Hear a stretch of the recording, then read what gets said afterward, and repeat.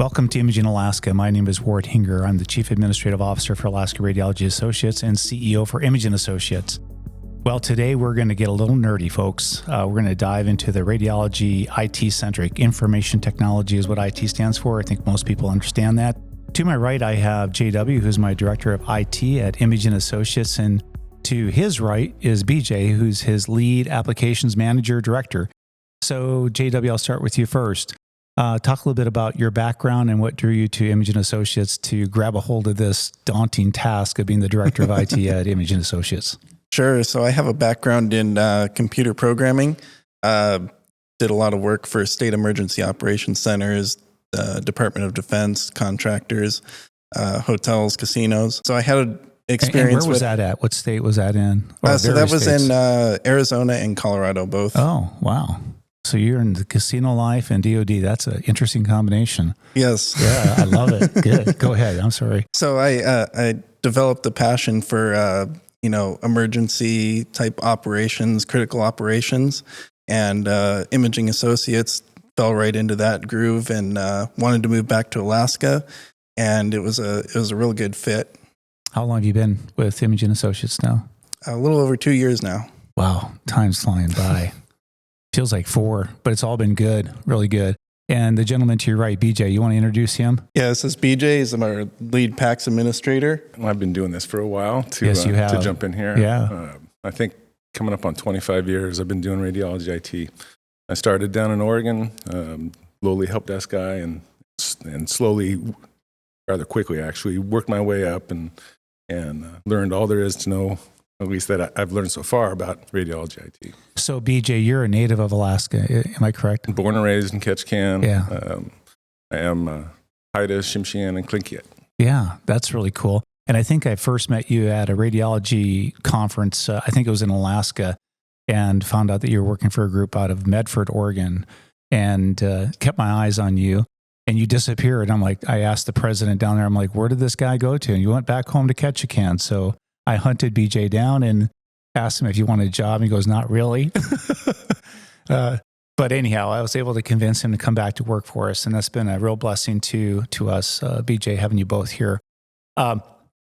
So let's dive into the world of IT. Radiology is often referred to as the land of zeros and ones, right? It is. It very much is. It's very IT-centric, as you said. Yeah. And why is that? It's a lot of data. There's we move images around. They have to we collect them from all the different modalities, and then we have to store them. It's a large amount of data that we have to store for long periods of time. Yeah. So could you, JW, just give somebody an idea as to the size of these files, like these images? Like, let's use mammography, for example, because there's a lot of data and information in mammography, right? Yeah, mammography are some of our largest files. One mammography tomo 3D study can take up a good portion of a DVD disc, is a good example. Wow. A couple studies will fill up an entire DVD disc. Okay. So we have these modalities like you're talking about, like MRI, ultrasound, mammography, and these technologists, they acquire these images, and these images have to get pushed to our radiologists who are here in Alaska, and we push them to the right subspecialists, right? Whether it's musculoskeletal, neuro, breast, you name it, we're able to do that. And how important is the internet and network in that relationship? It's very important. We actually don't push the images to every workstation that the radiologist is sitting at. They pull them ad hoc as they go to read them. And so we have to have a fast network to deliver those large images on demand. Wow. So Alaska Radiology Associates back in 2014 really wasn't in what I would call the teleradiology business. They had the Providence Alaska Medical Center, they had Providence Imaging Center, and Imaging Associates. Providence was the one that came to me because they were actually providing a telerad customer to Alaska Radiology Associates and said, hey, Ward, we don't want to do this anymore. And I'm like, oh gosh, I don't know if I want to go down this road, because I'm looking at BJ. It's a lot of work, isn't it? It is a lot of work. Yeah. And, I had time at Radio, which is the largest radiology group in the Northwest outside of Seattle. Great group of radiologists. And I learned a lot about teleradiology back then from someone we mutually both know. But I went ahead and I'm saying, sure, why not? And using them as a model and improving upon that model, I think that we over time have really developed something that's pretty unique and best in class. BJ, what do you have to say about that? Yeah, I've been doing teleradiology for most of my career, almost all of it in Alaska. Even though I was working in Oregon, I spent a lot of time up here. And helping these sites get their data down to the radiologist is challenging sometimes. Network has gotten a lot better than it used to be. We used to really struggle getting these images to the radiologist. Nowadays, the system that we have in place makes it so much easier than it used to be. We get one connection, and the images and the data just flows where it needs to go, and it makes it a lot easier for the technologist who may or may not know how to do things in a big hospital, for example. These are people who live out in smaller communities and do all kinds of things, not just radiology. Yeah, and so what this allowed us to do then, BJ, is take subspecialized radiology to all areas of Alaska, not just urban Alaska. And the shareholders, partners of Alaska Radiology Associates have a deep heart for rural Alaska. You know, you look at Dr. Reed and Dr. Osteen and all my wonderful physician leaders. They love getting out into the field, into the rural settings, and really taking it above and beyond what they used to have 5-10 years ago. So I coined this term as Connect 49 because I really wanted to bring the 49 state together and connect all the different hospitals and facilities that we had the opportunity of serving, and do so in a style that they weren't accustomed to. Full redundancy in what we had, and a very high speed, high reliable internet network. And there's been just a lot of work that's gone into it. Looking back, even though I was initially very hesitant to do this because I knew the amount of work and dedication it was going to take to pull it off, I can't imagine us being without Connect 49, which is a synergistic relationship between Alaska Radiology Associates and Imaging Associates. Imaging Associates provides the internet network and applications expertise and the conduit to move all these images around. And Alaska Radiology Associates are obviously the physician group that does the subspecialized reads from 8 a.m. to 6 p.m. Everything's subspecialized, but more importantly, everything we do is in-house and is 24/7, 365. And a lot of these sites were not used to having 24/7, 365 support with the same group. They would often switch over at certain times of the day. So quite a story there. So let's unpack. Recently, we've gone through a major initiative to where we brought all of our clients onto Imaging Associates infrastructure. And we'll start off with what's called a picture archiving system, PACS. BJ, do you want to, as our lead PACS guru, do you want to unpack that for the Alaska audiences? What is a PACS? Yeah, PACS is a picture archiving and communication system. Good. 20 years ago, it was the one application that did all the stuff for radiology, minus maybe dictation. But PACS did everything. Nowadays, we tend to not have PACS do everything. We kind of have a deconstructed model so that we have different systems doing part of the PACS. So this recent changeover where we basically changed everything was a huge undertaking, probably the biggest project of my career.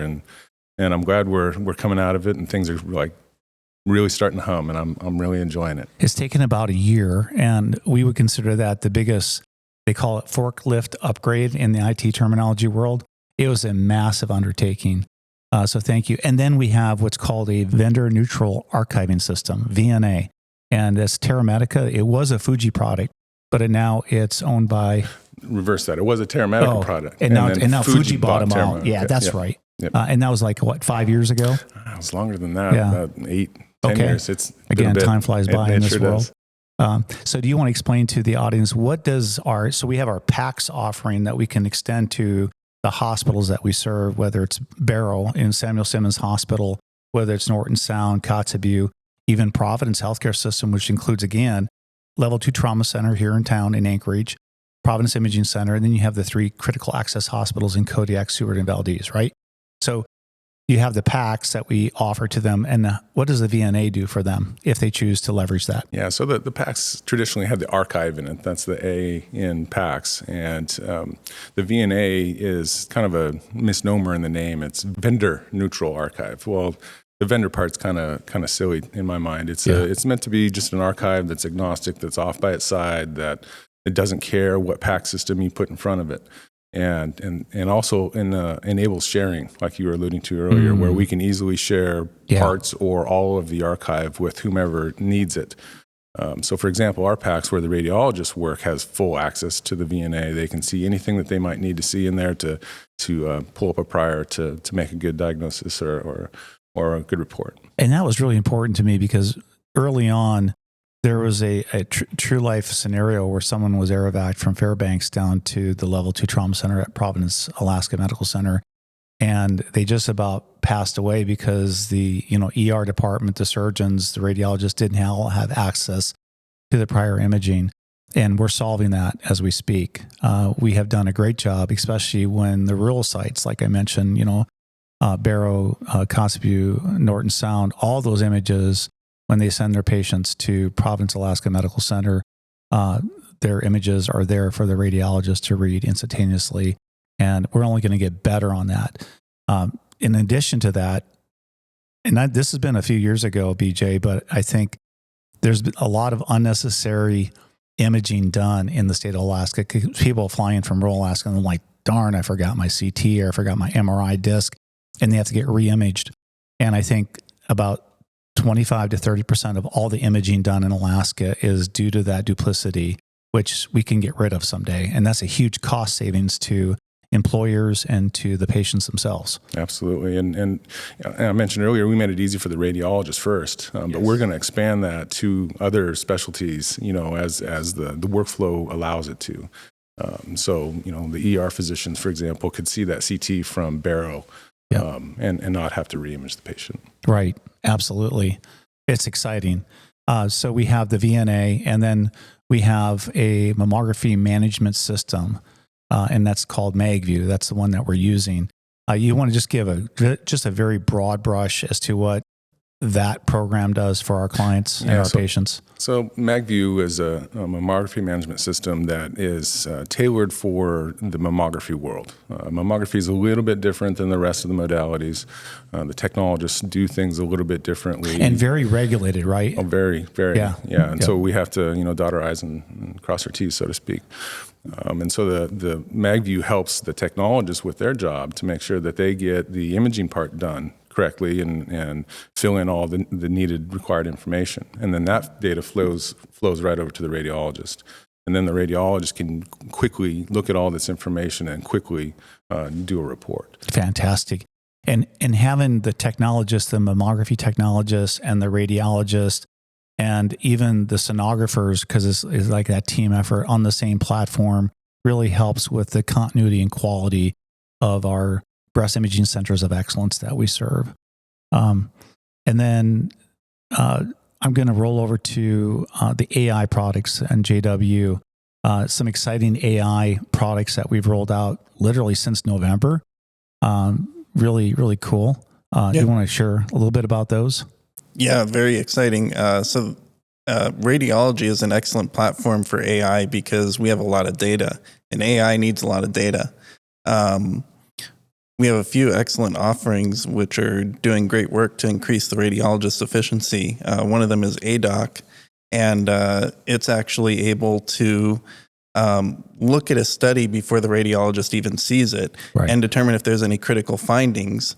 If there are, it can highlight it, flash it, put it at the top of the radiologist's reading list so that they can see it. If a patient is hemorrhaging into their brain, for example, the AI will detect that before the radiologist even looks at the study and alert the radiologist. And we often know in those emergent situations, seconds and minutes are often life-saving. So this is something that nobody else is offering their clients in the state of Alaska, and we don't charge our clients for that. And I just also want to put in a plug that our partnership with Radiology Partners has allowed us to really exploit in a healthy and beneficial way the AI offerings, because there's a lot of offerings out there, and many of them simply are not worth the investment. But having a large partner like Rad Partners to help us and to give us the economies of scale, and they do have collectively lots of data that we can partner with the right AI entity and just continue to make them better. RecoMD is another one, right? Yeah, RecoMD is really cool because it will actually look at the radiologist dictation and insert best practice recommendations from the American College of Radiology. Absolutely. And even though Alaska Radiology Associates has the only full subspecialized group in the state, they all have fellowship training, like I said, in musculoskeletal, neuro, breast, body, you name it. The best practice guidelines that are stored at the American College of Radiology are constantly upgraded based upon evidence-based medicine. So, what they learned maybe 3 or 4 years ago, there may have been some changes in the recommendations on that. So the radiologists have the ability to accept, reject, or edit those recommendations, which I think is healthy. And then we have other products we've recently rolled out that do help with efficiency. There's about 3,000 to 4,000 radiologist vacancies right now in the United States. And I don't see that getting any better anytime soon because the pipeline to create a radiologist is like 13 to 14 years. So what we have to do is just get, more technical on leveraging AI to make our doctors more efficient, which we are. But moving on, so we have our AI offering. What else do we have in our Connect 49 offering? We had our PACS, we have our VNA, we have our mammography management system. Oh, we also have ClickView, right? Which is structured reporting for ultrasound sonography. You want to explain a little bit about that, BJ? Yeah, so ClickView is a system that allows us to take in the ultrasound images and, more importantly, the measurements on the images, and automatically take those and put them into the report. And ClickView does that, and lots of other systems can do that as well. But ClickView also creates a nice, pretty graphical report with images and explanation about what's going on. And it makes a really nice report. I was really impressed with the graphics on that report too. So it takes kind of a boring text report and puts some beautiful pictures that actually our sonographers were part of creating, which was kind of a novelty. So in all of this, Alaska Radiology Associates, Imaging Associates through Connect 49, which is a doing business as that falls underneath Imaging Associates, offers Alaska its first and only unified radiology platform. And that is really exciting to say that. We have that here in Alaska versus on the cloud in the lower 48. JW, given your vast experience with networking, explain to Alaskans why that's so important to have it local. It's extremely important because we control the entire environment and have the ability to respond to any incidents, maintain the security, but most importantly, connectivity, maintaining 24/7 connectivity, 365. We are fairly isolated from the lower 48. If a fiber line to the undersea cable gets cut, has that for ever example, happened before? It has several times. Several times. If that fiber line gets cut, then we could be down for days or even weeks, depending on how long it takes them to repair that line. So having everything in state locally at the GCI data center, we can avoid those connectivity disruptions. Covering the emergency room departments, in Kodiak, Valdez, Seward, in Kotzebue, Norton Sound, Barrow, it's a very big, heavy burden for us. We delight in doing that, but we take it with great seriousness and gravity. And that is why we have chosen to keep it here locally, because again, it's happened in the past. It more than likely will happen in the future. And we found that partnering with GCI has a data center here in Anchorage. It's kind of like the Fort Knox for storing data. I'm very impressed with what they've done. I think the state of Alaska, municipality of Anchorage has their data there. We've chosen to have everything what's called on-prem. What does on-prem mean? On-premise? On-premise means, we have access to the equipment. It's our equipment. We own it. It's not leased space from Amazon or Microsoft Cloud. Boy, nothing happened with Microsoft Cloud lately, has there? With Azure? No, nothing at all. Yeah, I know it's a tough world out there. But you've done a really great job fostering, developing this relationship with GCI, which is the state's premier internet network provider. The connectivity, the uptime that we've been able to get them to hold to, they've been really great partners in this. And again, I'm very impressed with the data center, multiple fiber in and out of the data center, multiple power sources, fire suppression, security is above and beyond. Just really impressed what they've done. Now, even though GCI is and will always be our premier partner in the state of Alaska for internet network, what role do you think Starlink, I'm an Elon Musk fan, right? Who isn't? No, I'm just kidding. But I know he's a very controversial individual. But when it comes to Starlink, I think what he's doing with Starlink is fascinating. In a real quick overview, JW, if you could explain what Starlink is and how it's exponentially expanding on a continuous basis, and what that means for Alaska and its healthcare, especially urgent emergent services. Yeah, so Starlink is a great product. It's satellite internet. So Elon Musk has been sending satellites up into low Earth orbit. These satellites can bring internet to anywhere on the globe. And that's really important for Alaska because Alaska is the largest state in the U.S. by a large margin. And so there's not a lot of connectivity to these rural sites that we do teleradiology for. So a lot of that connectivity relies on fiber lines, which, especially up north, they can get cut. It may not affect connectivity to lower 48, but it affects those sites from getting connectivity to us. So all these sites need to have redundant connections, and they naturally gravitate to satellite.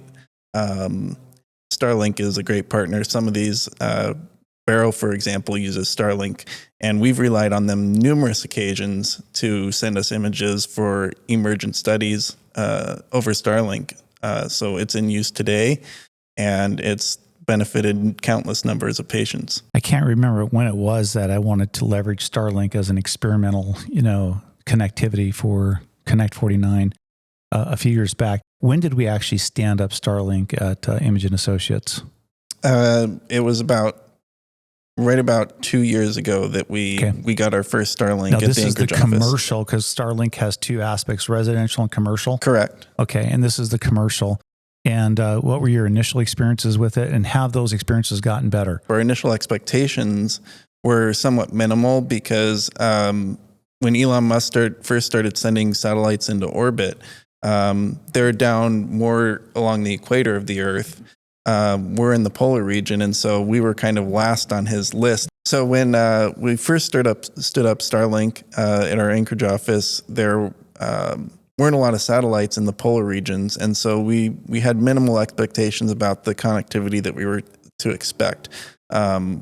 Mainly interruptions, disruptions as satellites go by, and then you have a pause before the next one comes by. You could expect drops in your connection. But we were pleasantly surprised that even with the few minimal satellites that were in orbit, we had excellent speeds and we had excellent uptime. We had basically no disruptions. And it's only gotten better. Speeds have gotten faster and even fewer drops in connectivity. Do you anticipate, Elon, to get more and more satellites into those polar regions? Yeah, today it's gotten a lot better. So there's real robust connectivity. The future is upgraded satellites with faster speeds and more bandwidth. So that's our internet connectivity. Really fascinating. When we move from that, let's talk about security. Okay, I think everyone heard about the CrowdStrike and the Microsoft, and it's a complicated issue between the two of them as to what happened. But it resulted in these blue screens of death, right? Yep. And I don't care if you're in the airport in Salt Lake City or Denver, or if you're working at Imogen Associates or Providence or a lot of different healthcare systems that were using Microsoft and CrowdStrike, it impacted us tremendously. How important is security in the IT world? What are some of the current threats that you see? And how do we leverage our partnership with CI Security? So security is really important, not only because we're protecting patient data, but because we are in the medical industry. We have a large amount of data. That puts a big red bullseye on our forehead for cyber threat actors. So they actually want to come after us as a prime target because we do have a lot of data that they can collect or encrypt and hold hostage against us.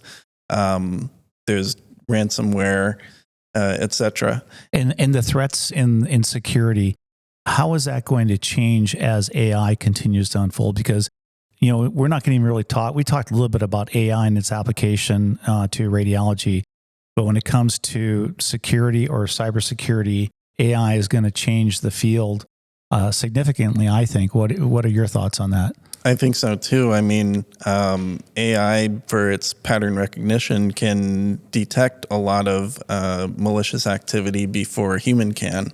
So having a real strong partner with AI to be looking after your network and your data can be really effective. That takes us to CI Security, who's our partner in cyberspace security, and that partnership was introduced to us by GCI years ago. What are your thoughts about CI Security, our partnership with them, and how they can help us maintain best in class when it comes to cybersecurity? CI Security has been a great partner. They do a number of services for us. I can go into some detail on several of those services. Number one is they do monthly scans of our network for vulnerabilities. So they'll scan our entire network and give us a report at the end of the month that details, hey, these are your critical issues that you need to address. The other thing that they do is annual penetration tests. So they'll actually come in on site and they'll have someone who is what they call a white hat cybersecurity professional who attempts to break into our network using the same tools that a malicious actor might use. And if they're able to get in, they're on our side and they can tell us how they got in.